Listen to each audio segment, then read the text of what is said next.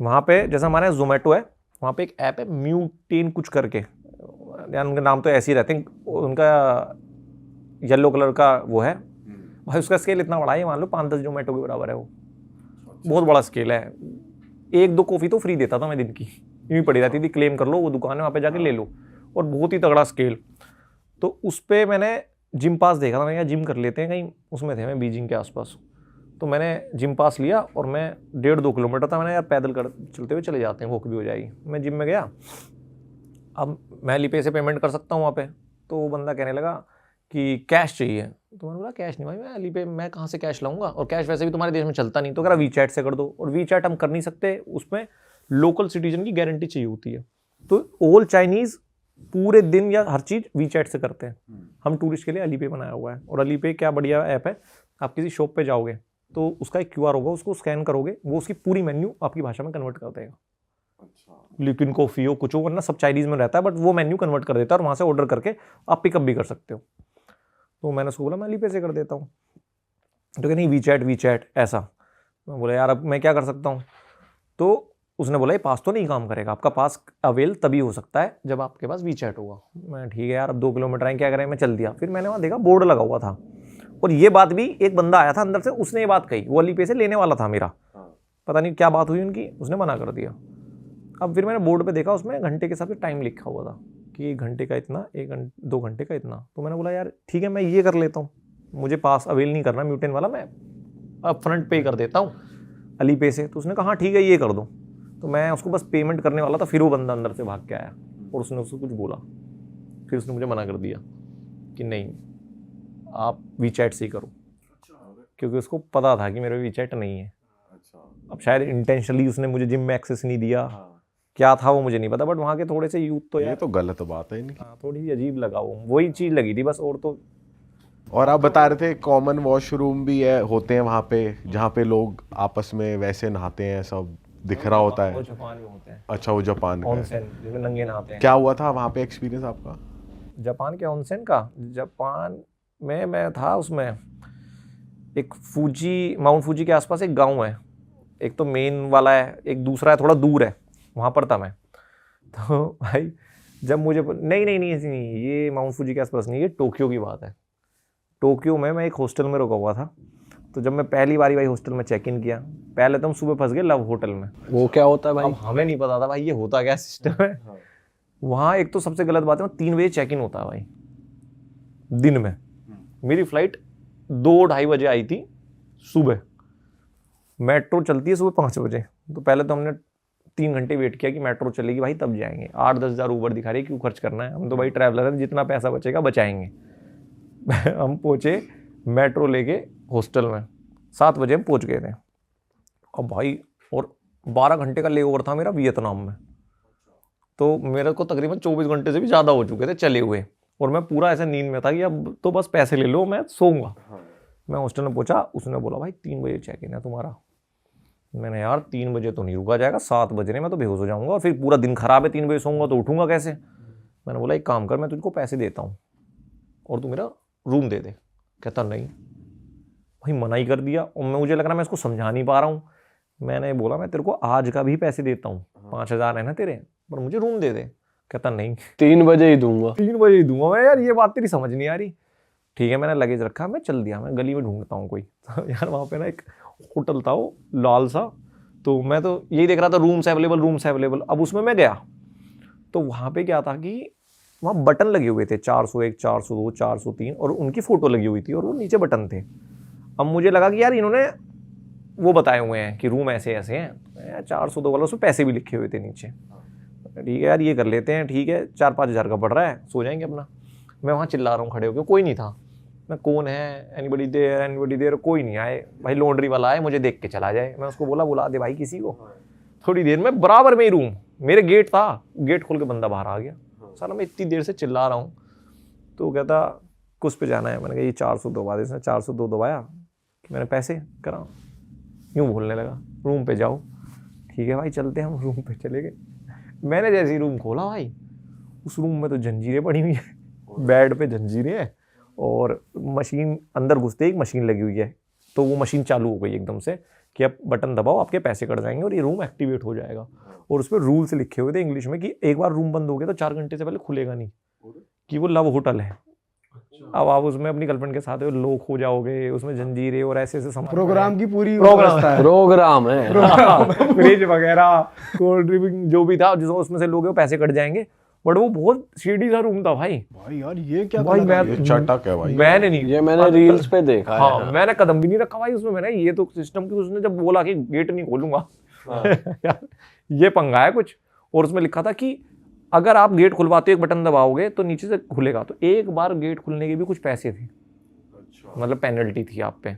उसका मतलब प्यार का माहौल बना रखा था कि अब अंदर ही रहो। तो जंजीरें थी और क्या क्या था? वो थी हथकड़ी जंजीरें, मतलब हथकड़ी जो होती है वो थी, और सामान पड़े थे इधर उधर, मतलब क्या डंडे वंडे, छड़ी वड़ी पड़ी थी। हाँ। तो पूरा सिस्टम था भाई मैंने कहा यार ये क्या हो रहा है सुबह सुबह मेरे साथ में। मैं भाग लिया वहां से नीचे। तो मैंने उसको बोला लिफ्ट, कह रहा लिफ्ट भी नहीं चलती, लिफ्ट नीचे से ही ऊपर आ सकती है और जब आपका टाइम होगा तभी एक्टिवेट होगी। तो वो लॉन्ड्री वाला, जबरदस्ती रहो यहाँ। लव होटल का मतलब कंसेप्ट यही होगा। तो लॉन्ड्री वाला एक छोटी सी सीढ़ी से जा रहा था, तो मुझे बोला कि भाई हट भाई मुझे जान दे, मैं चला गया उससे।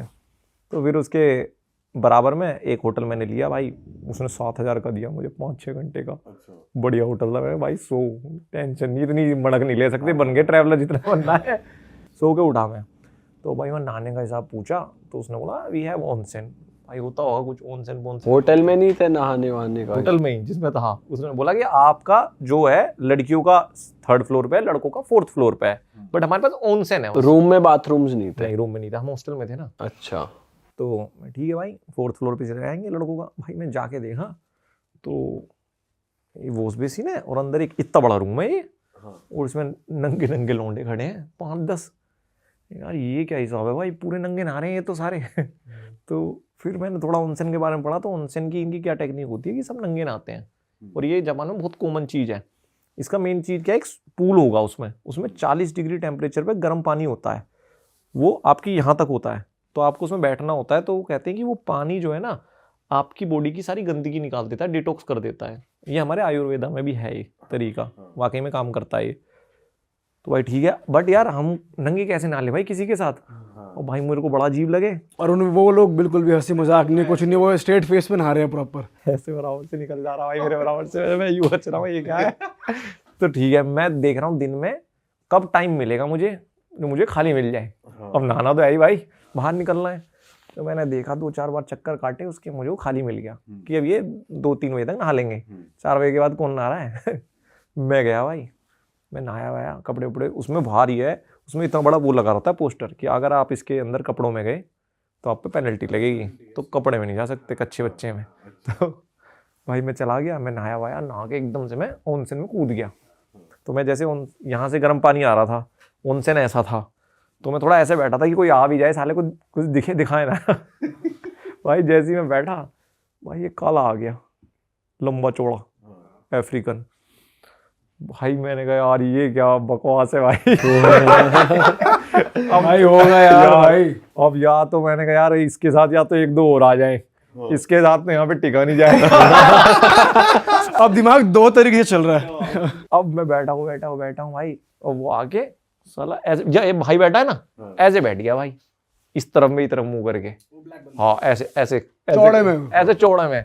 मैंने भाई यूं कर लिया, ऐसे घुटने उठा लिए। मैं यूं कर रहा हूँ, तो आकाश भाई ने ये कर लिया। मैं ऐसे बैठा हूँ, मैं ठीक है भाई, ऐसे अपना थोड़ा सा विचार वाली पोजीशन में कि बंदा कुछ सोच रहा है, डिस्टर्ब ना कर दे। तो मैं सोचा उठूँ तो साला उठूँ कैसे भाई। तो पानी मेरी तरफ से आ रहा था, तो मैं उससे आई कांटेक्ट भी नहीं कर रहा, क्या डाले देर से हेलो करूँ। तो मेरे से बोलता एक्सक्यूज मी ब्रदर। यस। कहता वो पानी ना वहाँ से आ रहा है तो उधर गर्म होगा, why don't you sit here. मैं क्या कह रहा भाई तू। भाई मैं उठा, मैं भाई तेरी नीयत ठीक नहीं लग रही मुझे, मैं तो जा रहा हूँ। मैं तो भाई उठ के भाग गया। फिर उस दिन ना शाम वहाँ पे एक बंदा आया था इंडिया से, पाजी थे हमारे। तो मैंने आते ही उसको बोला भाई तुझे पता है यहाँ पे नहाने का जुगाड़ नंगा है। कह रहा जी हाँ हम ना जाएंगे नंगे वंगे, हम तो कच्चे में ही जाएंगे। पाजी कच्चे में ही जा रहे हैं नहाने। वो नहीं माना भाई। फाइन भरा उन्होंने। अब पता नहीं पहले ड्यूल लगाई नहीं लगाई भाई, वहाँ तो लगा हुआ था पोस्टर। और पाजी तो कच्चे बच्चे में हाथ डाल के एकदम बढ़िया से नहा रहे थे। भाई क्रेजी सीन है यार। भाई बट जापान के गांव वाँव और ये सब कैसे हैं भाई? आपने तो पूरा एक्सप्लोर करा है। भाई जापान के गांव बहुत ही सूदिंग चीज़ है, बहुत ही सूदिंग। पर यह है कि मेरे को अगर चूज करना हो ना कि चाइना या जापान, तो मैं चाइना करूँगा। उसका रीज़न है वो मेरी तरह बदतमीज से हैं थोड़े, मतलब वो वहाँ रिलेटेबल लगेंगे यार कि थोड़ा कुछ तो हो रहा है। वो बहुत ही अच्छे हैं यार जापान के, बहुत ही अच्छे हैं। मतलब वो शायद वो शांति थोड़े दिन में बोरियत बन जाए। और वहाँ जैसे आप चाइना में थे तो पीछे टिकटॉक फुल वॉल्यूम चल रहा है, जापान में तो लोग बात करने पे भी ऑफेंड हो जाते हैं। हाँ भाई वो हो जाते हैं, तो मतलब वहाँ पे तो बहुत ही, उसके म्यूजियम में गया था मैं, हिरोशिमा के, जो नहीं है हिरोशिमा नागासाकी का जो एटम बम फटा था, उसके म्यूजियम में समझने की भाई कैसे कैसे हुआ था उस दिन। ऐसा होता कि पिन भी फेंक दो ना तो आवाज आ जाए। मुझे व्लॉग करना, मैं कैमरा लेके खड़ा हूँ, क्या बोलूँ क्या भाई, बोला ही नहीं गया वहाँ पे, क्या बोलता मैं, या तो कोई बोल रहा हो भाई कैमरा बस बोलते रहो, बाद में वही ओवर कर देंगे। वो बहुत अलग है यार। भाई जापान की ऐसी ऐसी रीलें भी आ रही है कि एक बंदा वाइट सॉक्स पहन के चल रहा है, थोड़ी देर बाद उतारता है कि देखो अब भी वाइट है। एक और आ रही है कि वहाँ डस्टबिन्स नहीं मिलेंगे आपको, पब्लिक में डस्टबिन्स नहीं है, लोग अपने सब साथ ही कैरी करते हैं। तो ऐसा सच में है? डस्टबिन तो भाई नहीं है, और ये मुझे नहीं लगता कोई अच्छी बात है। हाँ यार ये तो बेकार बात है यार, किसी के पास कुछ irritate हो गया था ट्रैश भाई। हो। अब मान लो हमें नहीं फेंकना है तो मैं कितना फेंक रख लूंगा, कॉफी का तो कुछ हो। अब 7-11 रहेगा तो उसके अंदर तो आप डस्टबिन उसी के अंदर है, कॉफी पी के वहीं फेंक सकते हो। अगर कॉफी लेके निकल गए तो आप होटल तक लेके जाओ अपनी,